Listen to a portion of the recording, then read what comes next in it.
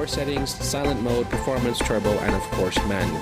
And by default, performance is automatically set, which enables some nice things here such as the OLED care and dimming for the actual display.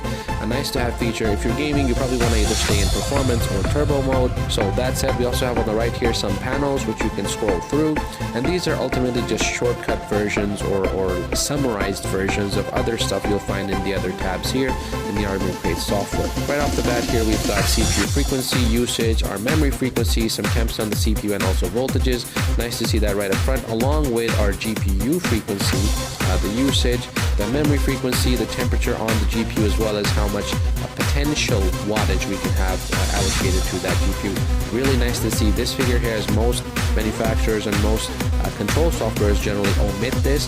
Very nice to see that here up front and center. Thanks for that, Asus. And finally, we see some memory and storage information here. We can see how much of our 1TB SSD that comes stock is used, and we can see how much of our RAM is used up out of the 32 gigs. We also see our fan speeds here. I believe these spin up to 6,000 RPM. We also got a nice little readout here in terms of decibels. What is our fan acoustics? Very handy to see that here. Then we've got our GPU mode selection. Of course, this can also be accessed from the device menu here, but the GPU mode basically allows you to switch between discrete GPU mode, which means the Intel GPU is turned off and you're directly using the NVIDIA GPU at all times. We have standard mode, which is MS hybrid. We have eco mode here, in which case we only use the integrated iGPU on the Meteor Lake CPU, and the NVIDIA GPU is completely disabled.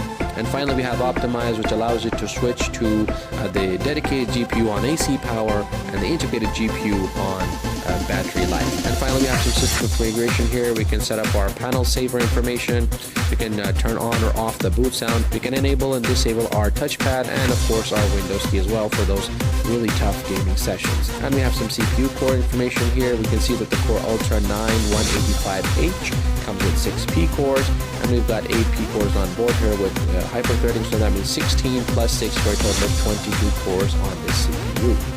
Finally, we got some game launcher here, which allows you to quickly launch shortcuts to those games. Finally, we have the Rainbow Aura Sync and then the default game visuals. This allows you to configure the different display modes as well as the different color profiles we'll look at here in just a moment. So the main menu that you'll be using, and click on the Zephyrus G16.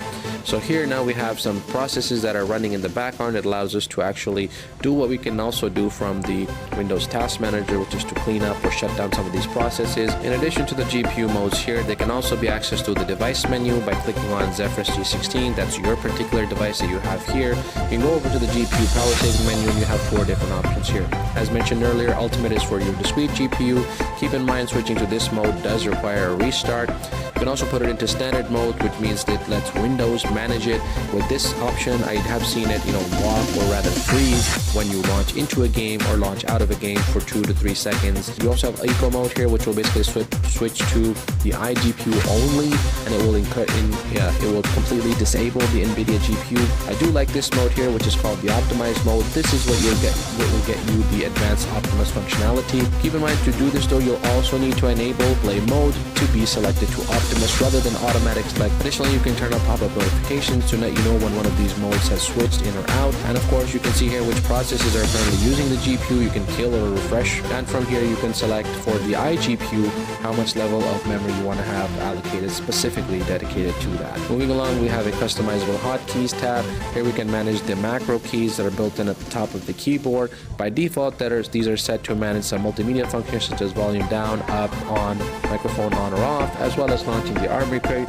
These can of course be customized or created using macro profiles to do lots of other functionality. Nice to see that enabled here. Lighting now this year with the latest Windows updates in 2024, we're now seeing many devices that are getting control of their RGB using Windows Dynamic Lighting.